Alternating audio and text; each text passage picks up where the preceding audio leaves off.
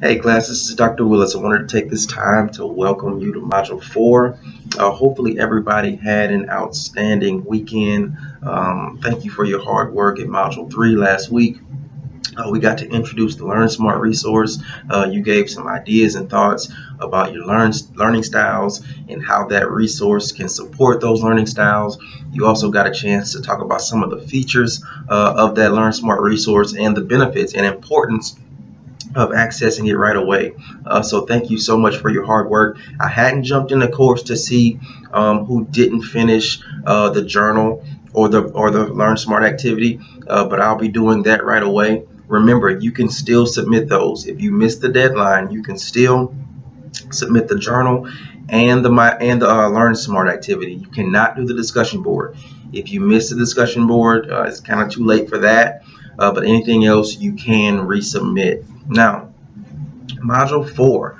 Module 4 is all about time management. Now, here's one thing about that word, time management.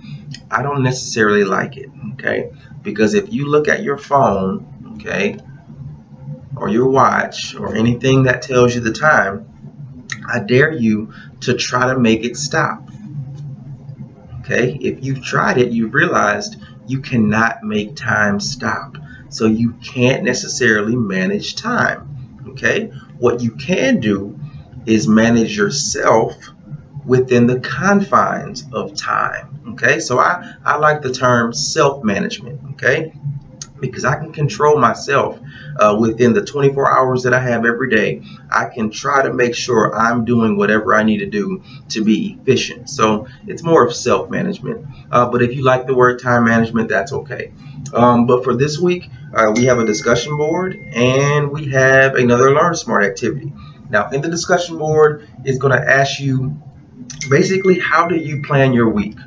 Okay, what do you do to prioritize? Do you have a planner? Do you use your phone? You know, how do you make sure that you have the time necessary to complete all of your work?